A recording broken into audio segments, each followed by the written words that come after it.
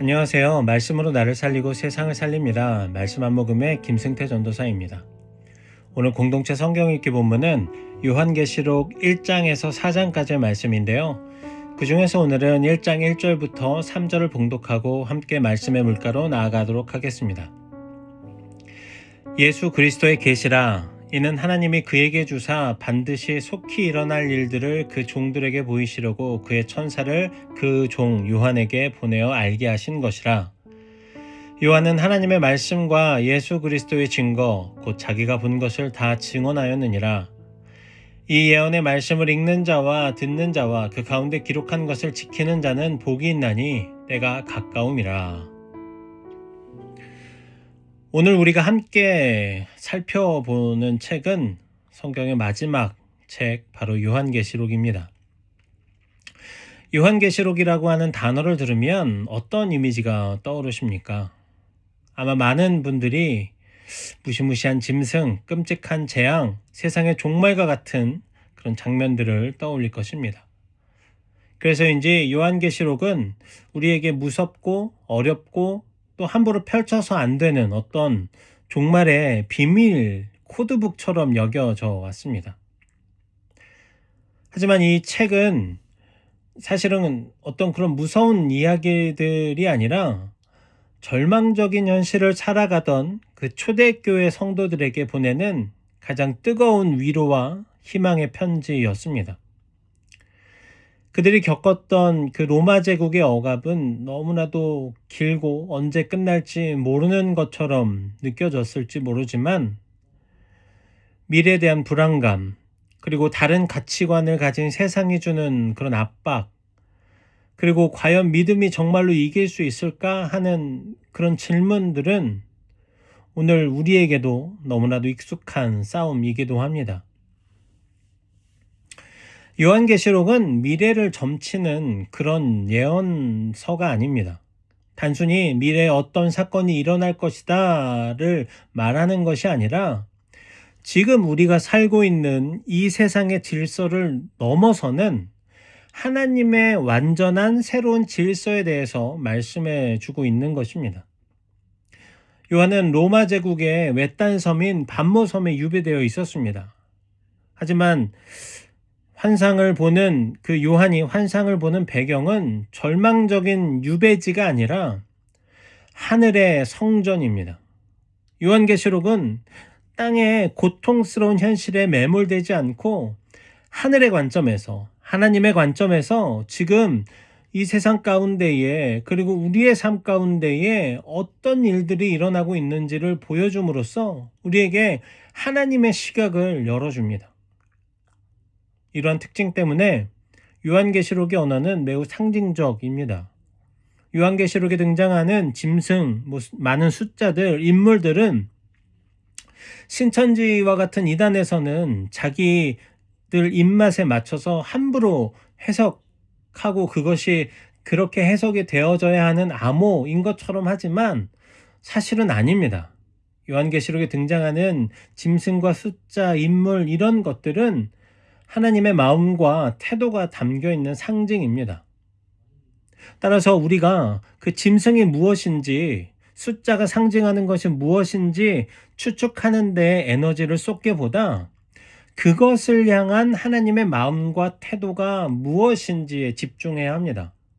하나님께서 그 짐승으로 상징되는 그 악의 세력을 어떻게 생각하시고 어떻게 다루시는가, 그 숫자에 대해서 하나님이 어떤 태도를 보이시는가, 이것이 바로 요한계시록에 우리에게 던지는 진짜 질문인 것입니다.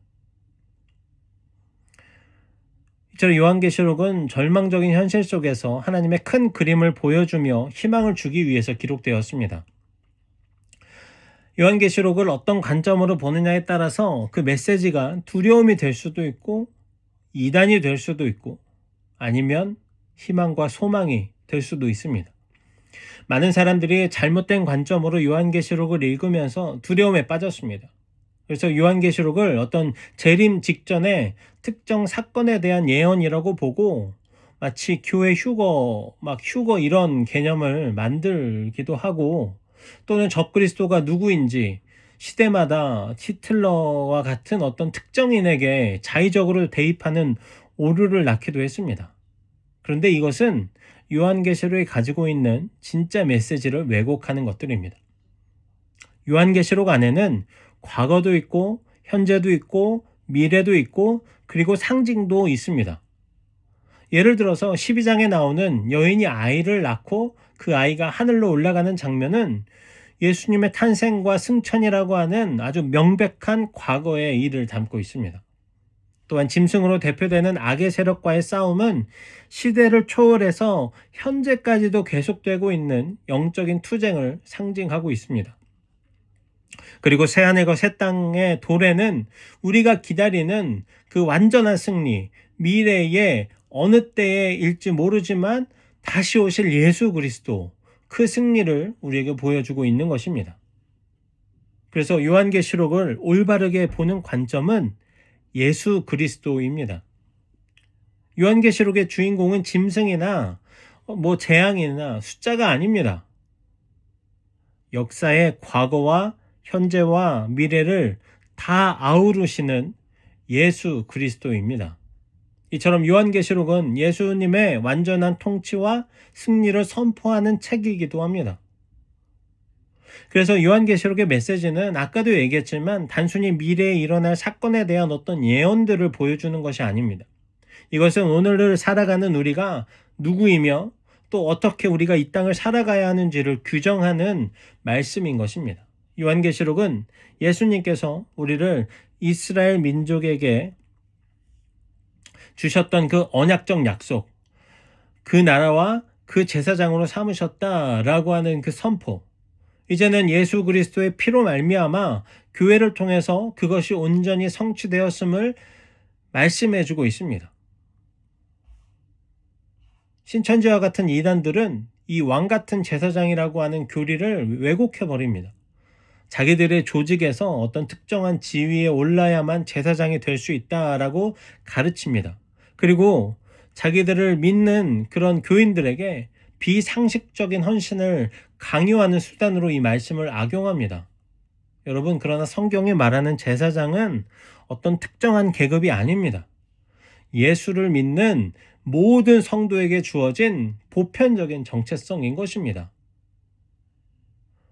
그렇다면 이 제사장의 핵심 역할은 무엇이었을까요? 바로 하나님의 말씀을 백성들에게 가르치고 선포하는 것입니다. 다시 말하면 이 나라와 제사장으로 부름받은 우리에게는 이 세상 속에서 하나님 나라의 가치를 말하고 그것을 보여주고 그대로 살아내는 사명이 우리에게 있는 것입니다. 우리는 더 이상 세상의 가치관을 따라서 사는 사람들이 아닙니다. 원수를 사랑하고 약한 자를 돌보고 진리를 증언하는 새로운 복음의 공동체, 바로 하나님의 나라를 이 땅에 세워가는 사람들입니다. 요한계시록 1장 3절을 다시 읽겠습니다.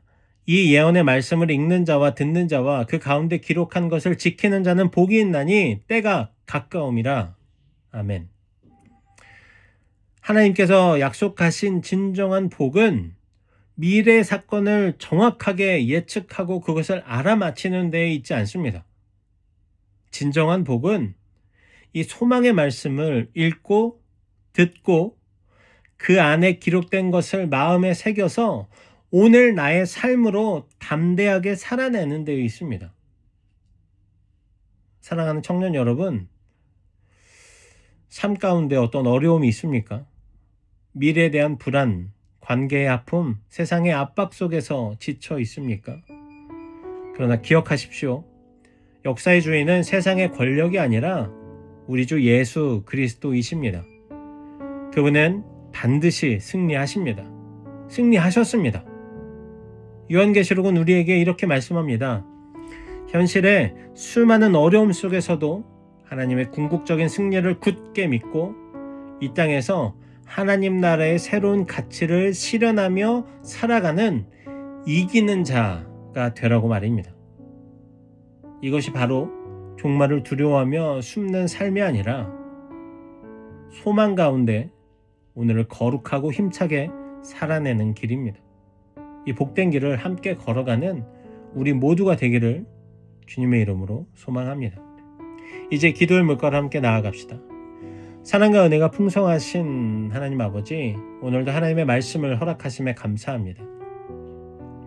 하나님, 우리의 삶의 현실을 예수님의 관점으로 볼 수 있기를 소망합니다. 결국 승리하신 예수님의 승리가 우리의 승리가 되기를 소망합니다. 그래서 하나님 나라의 새로운 가치 가운데에 이기는 자로 살아가는 우리가 되기를 소망합니다. 주님, 우리 교회가 하나님의 말씀 위에 서는 교회가 되기를 소망합니다.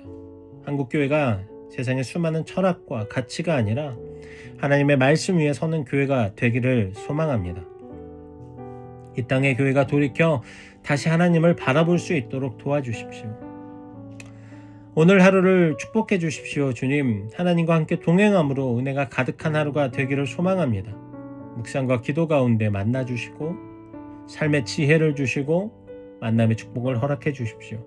감사합니다. 사랑합니다.